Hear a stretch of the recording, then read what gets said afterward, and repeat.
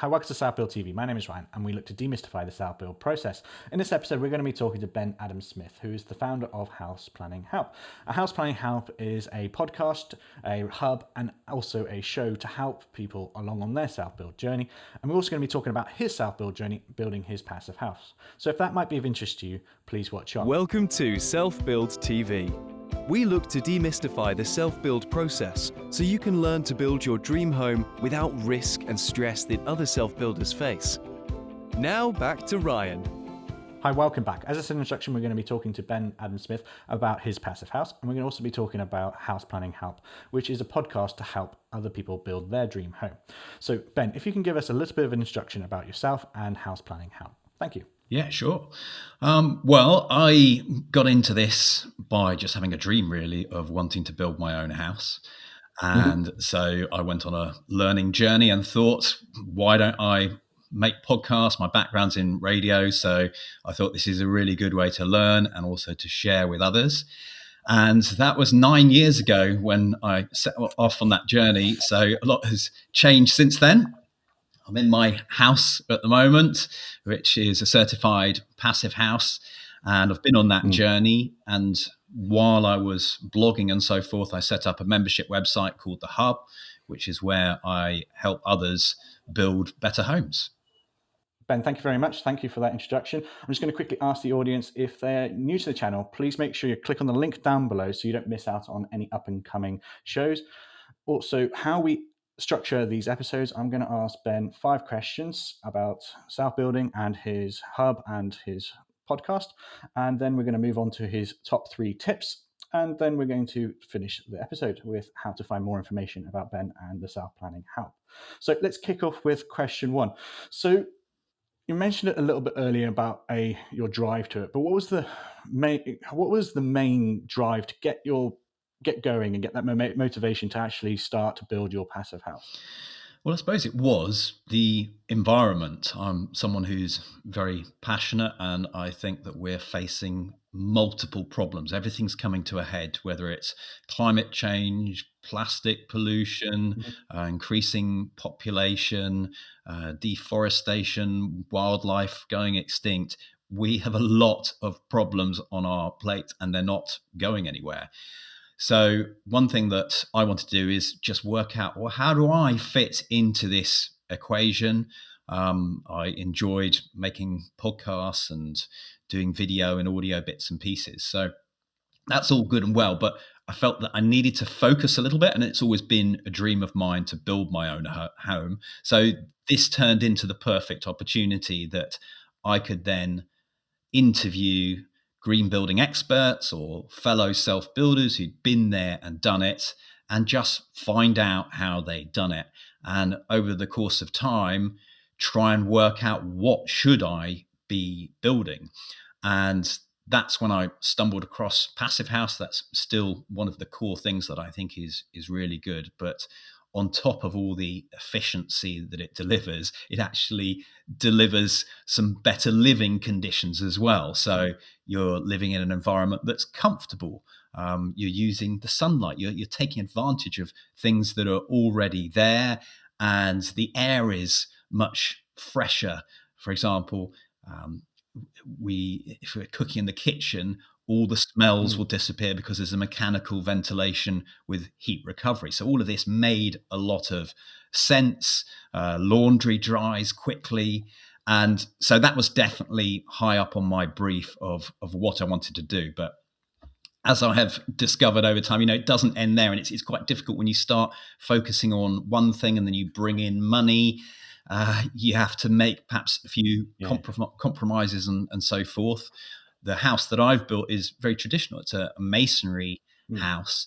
And I don't know that I necessarily would have chosen that if I wasn't very interested to find out, why is a lot of the UK housing stock built like this? So, it's always for me a bit of a discovery of what's going on and what do I think of it. It's just my personal views, but I think that's what's allowed me, having gone through the process, to then help others in any way I can, and also using some of my skills to bring some of the stories and the visual elements of houses being built. We're following one at the moment, which is a renovation project, which Mm. is looking at a retrofit of a Victorian terrace.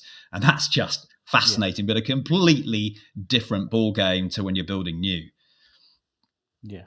I mean, yeah, that's the thing. It's complete. I mean, the advantage, obviously, building new, you know every single thing about the building, hopefully, and you can tweak it and change it. But obviously, a retrofit, there's always something hidden that you don't know about. But yeah, it's very interesting.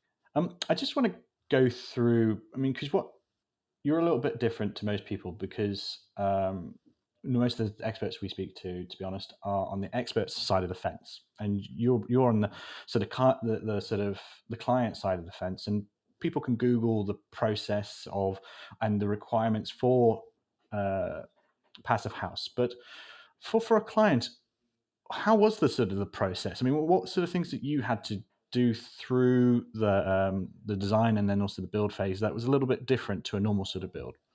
On from client side of the aspect. The first major hurdle is getting that land in the first place, because you Okay. are absolutely wasting your time if you haven't got a piece of land, and it is hard. Probably the Mm. best ways of going about it are to be flexible, but it is also important that you've got to have that finance. And the projects that I've seen run into trouble are when really they've set off on their journey not knowing what the project's going to cost and not actually having all of that finance in Yeah. place. It's funny, it can seem, oh, well, the end point is a year or so down the line. Maybe I will accumulate that money in that time, but that is not going to happen. So um, I think that that's a really important thing. In terms of Passive House, I suppose what was most important to me, having spoken to lots of people, was leaning on experience. This is still something that's relatively new and still relatively Mm. hard to achieve, certainly in a retrofit situation. But that was my first port of call. I had, all of these sorts of things that are slightly unusual. I had been filming, doing some work for the Passive House Trust, which was perfect Yeah. because I'd been out on numerous sites. I'd met people with no pressure whatsoever to work out who might be good, who is close-ish to me. And the architecture firm that I went with, I'd visited probably 3 or 4 of their sites. Mm. I chatted to the clients. I could ask any question I wanted because it was a one-to-one situation. So that's always a great thing. If you're thinking of hiring someone, do actually make sure you go and see a finished building and get the true story behind that. Yeah. So the design process itself, I think, it's going to be dictated a lot by the piece of land that you have. So in our situation, we obviously looked for something with a good south-facing aspect, but really we have half an Yeah. acre, and you can only build on a very small. What makes people think a little bit more, so that you get a bit more innovation, I think, out of that sort of thing. So, I mean, as the sort of now you've gone through that sort of process, is there any sort of key, particularly for Passive House, or maybe also for Self Build as a whole, is there any key sort of lessons you learned through that sort of process, and any major take? We'll go on to your 3 top tips later, but are there any sort of lessons that you know are one of the key sort of takeaways from your sort of your self build process? Well, I think one of them is certainly to just look at your scale. And it is so Mm. difficult because I mentioned that land journey. That's going to be an important part. But the land, in some ways, does dictate the size of the house that you build. So you go from one opportunity, oh, I've missed out on that, to the next, to the next. And then you finally get something.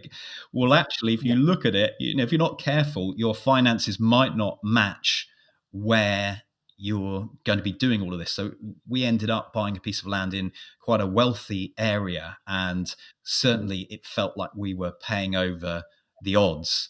And then you don't really know what it's going to cost. This is another thing about Passive House until you have taken it out to tender or got it costed properly. So that was still a big surprise. So for us, when we went out to tender, I had this budget at the back of my mind of the build would cost 400,000, and one Mm. of the tenderers came back over double that.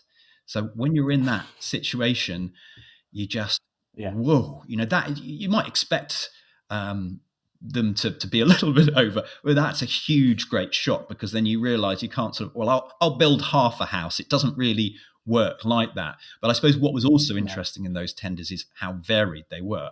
To have the top Okay. one, hundreds of thousands, 300, 400,000 pounds more, maybe not 400,000 because that wouldn't be double, but yeah, a couple of £100,000 above that, you've got to question, what were they thinking? And I do wonder Mm. whether some contractors maybe don't necessarily want the job unless it's going to get a nice No. big healthy profit. But it worked out very well for us. Sometimes going with the lowest bid is always a dangerous thing. But when I say the lowest bid, it wasn't. I think it was still a Was good bid It wasn't in rock bottom. there, and we had to drive it down a little bit. So we took out things like the driveway. We'd hoped to have it paved around the house because there's a little path that goes there. So we did some value engineering. But what was nice to Yeah. see was that when we had our figure of 550, so we elected to pay more, or we were really going to lose a lot of the character of our house, Mm. that it was 550. It came in spot on. So yes, we did pay more, but once we'd nailed it down, it was quite good to see. And I think if you're doing this for a first time, it is definitely advantageous, unless you bring skills to the table, to get a professional to do it. Why wouldn't you do that? Mm. Yeah, I mean, I think how I try to explain it to some self builders is that self building is one of those sort of weird names that actually gives a miss. It's you never want to build the house on your own because it is complicated. And I think how you've done it is what I refer to as a sort of bespoke method, is that you got your team to design it, got a contractor, then price for it. You figured out the price didn't match the wallet, to be honest. You managed to then tweak the design before you even got onto site to then, I mean, obviously there's going to be changes on site, but the changes would have been a lot less, and you'd known that you couldn't afford it then, rather than at the end of the project where you've spent the money, it's too late to tweak things. And that's the sort of where we one of the advantages of the way you've done it is actually, as you said, you've now, even though you spent a little bit more than you wanted to in the beginning, it's palatable. Whereas Yeah, I in have some ways, seen people run out of money though, and mm, it is just not pleasant. And I think no, the same things come back, that actually, no matter how much money you have in your pocket on day one, you can still spend that much money. Houses are big. You buy a big yeah, piece of land, you build a big house, you're going to be out of pocket just as much as someone lower down the scale. So that is definitely something to be careful of. Just sufficiency, be realistic with the costs, and don't pull the trigger if you are in any way worried. yeah. I mean, even if you've got an infinite amount of money, you don't want to spend more than the value of the property's worth. I mean, you just don't want to feel like you're robbed from it, the process. So yeah, even if you've got a lot of money, there's certain times where you need to say enough's enough, really, and that's it, really. But yeah, I mean that those are quite very interesting sort of lessons to take away, and it is interesting because it is does reflect a lot of projects that other self builders have also said in the past as well. So those are the sort of questions we're going to be talking about the passive house. But now let's just move on to where you're a little bit unique to most app builders. That you, as you said earlier on, you run a podcast and also a hub, the House Planning Help. So can you just explain a little bit about your podcast and what you're trying to achieve, or what sort of information that self builders can actually find out? Yeah, it's something that has been incredibly rewarding. I'm sure, like Mm, you enjoy chatting to people who have gone out there and built great houses, and that's a lot of it. Pre-COVID mm, days, I would always try, if I'm interviewing someone, to go to their house and to see it and walk around it, because you always get that much more when you do that. And to take it a step yeah, further, if you can go onto the building site as it's being built, then you'll understand things a lot more too. And that was actually something that I was quite keen to bring to the membership community because of the media skills that I have. One thing that we've mm, developed is to try and bring that experience of breaking up builds and showing you, not skipping any steps. Sometimes you can't be there to film everything, but you can tell the story without skipping those bits, because it just helps you understand. And the other thing I think it's very helpful for is no two builds are exactly the same. So each one is going to throw up a new situation. And when it gets to the end, all anyone's ever interested in is, oh, doesn't my house look great? Look at the kitchen, all the rest of it. But they will have missed out what personally I find interesting, all those bits along the way that are forgotten. And it's funny when I reflect on my own build now, we are starting to, it's nearly 3 years we've lived in the house, everything's going hazy. And I'm just starting to say, what a great experience it was, because I can't really remember those days when I woke up in the morning, there'd be a challenge put on your plate and it would be, oh my goodness, Yeah, the yeah. world is going to end. And then probably by the end of the day, the world hasn't ended. You've found the solution and you move on again.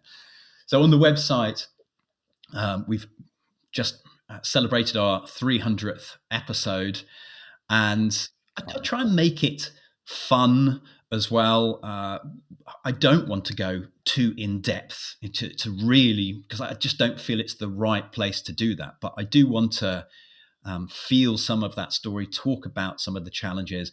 And over time, when you start doing 300 episodes, there's no point doing the same story again and again and again. For example, we talked a little bit Yeah. about Passivhaus, and I certainly have a lot in my podcast. But if you talked about that every time, then you wouldn't feel like you're progressing. And that's still important to me, is to feel that I'm trying to get towards that solution of, so I can help someone. How do you build a better home? And so I think that's what we're trying to do. We're trying to shape you through listening to these podcasts, just changing your mindset a bit, videos, and just, you've been on a live training as one of our experts before in the hub. So, we just try Mm. multiple different ways to help you on your journey. Yeah, I mean, one of the key things is that a lot of, and that's one of the main reasons why we set up Self Build TV, as well as you're probably in the same boat, is that there is a lot of information on the internet, or at least the only sort of major media is very dramatized.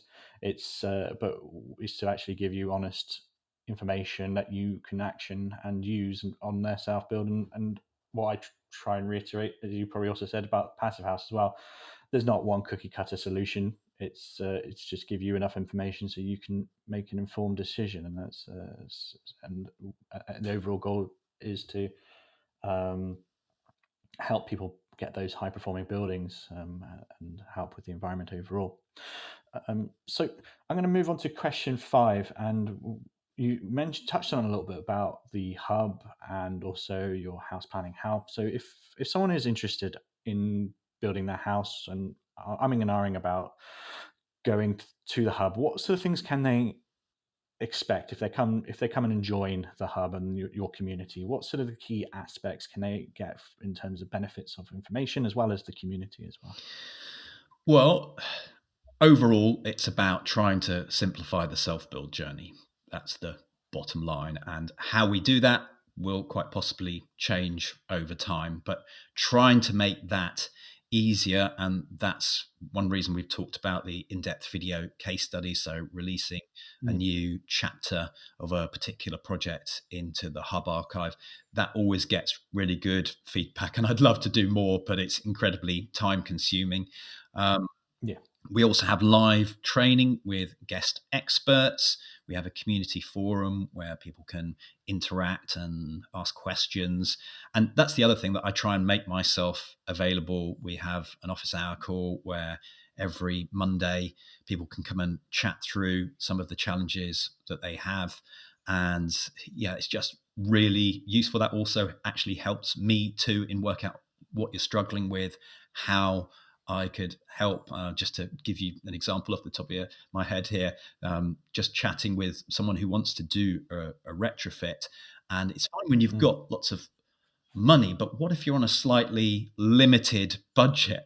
Is it even worth starting out on that journey if you can't complete a whole package of measures? So things like that get me thinking of, well, there must be a good sequence of events for you. So that's my ultimate goal, to just lay it out step by step as much as is possible. There are elements that everyone will have in their journey: looking for the land, getting the professionals to work on on board for the project, making sure you're getting what you want, keeping an eye on quality, all those sorts of things.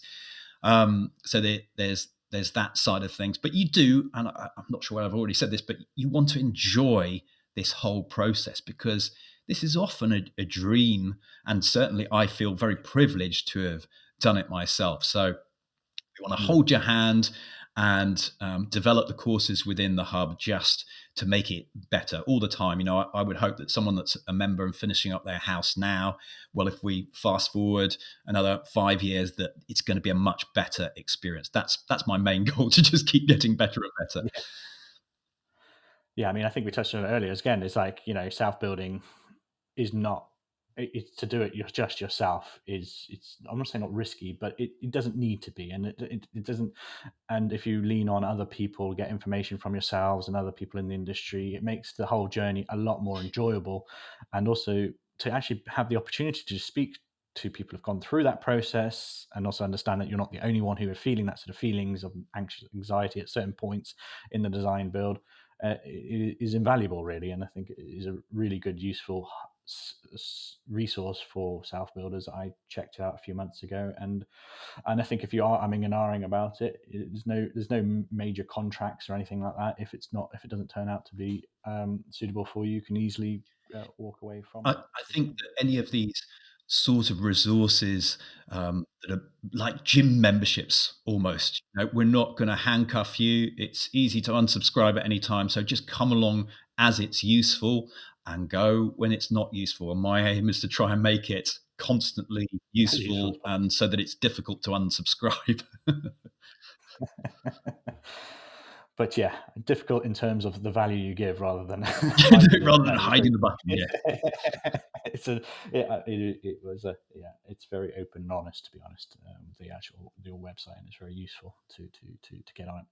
So that now ends my sort of 5 questions I wanted to ask you regarding Passive House and your hub. I'm going to move on to your top 3 tips for self builders. So what would be your top 3 tips that you'd give?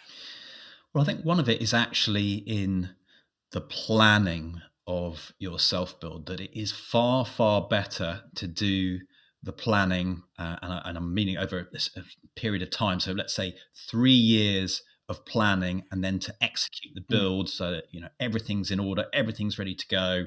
9 month build, 1 year build, rather than the reverse of jumping in after 3 months. You found a piece of land you're already building, and then it taking 3 times as long, doubling your budget, all the rest of it, because that's just a situation you don't want to get into, and I've seen it firsthand. mm, Um, I'd also say I've seen a couple of projects go wrong, and when it goes wrong with a builder, for example, it often doesn't come to an abrupt stop. It just fizzles and burns. And so if you've got a contract and someone's not cutting it, don't be afraid to stop the build and get out of that situation, because I don't think I've ever seen it improve.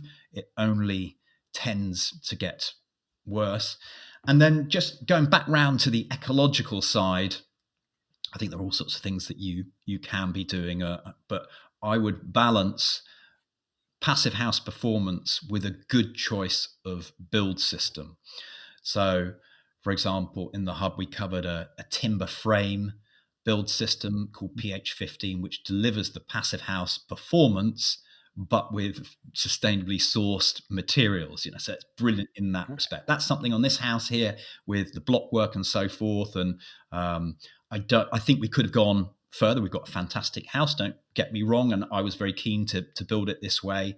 But I think if you're really interested in the environment, that is such a key decision, and getting someone who also, the contractors and so forth and architects who have that vision as well. Because if they don't have the vision, then it's an uphill struggle. Yeah, I mean, I've spoken to a couple of people in the past about Passive House and the builders, and one of the key thing they found with it is actually the builders take it obviously a lot more seriously, because I would say would be their sort of house that they want to show their future clients, and because it is a goal that we want to achieve, and a passionate contractor will be there to help you along.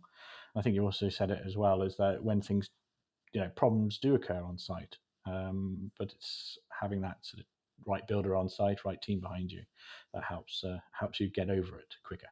But yeah. So Ben, thank you for your tips today, and thank you for answering your questions. If we can move on to, if the self builder wanted to know a little bit more about yourself, a little bit more about house planning help, and probably find out a little bit more about your podcast, where would be the best place to go to?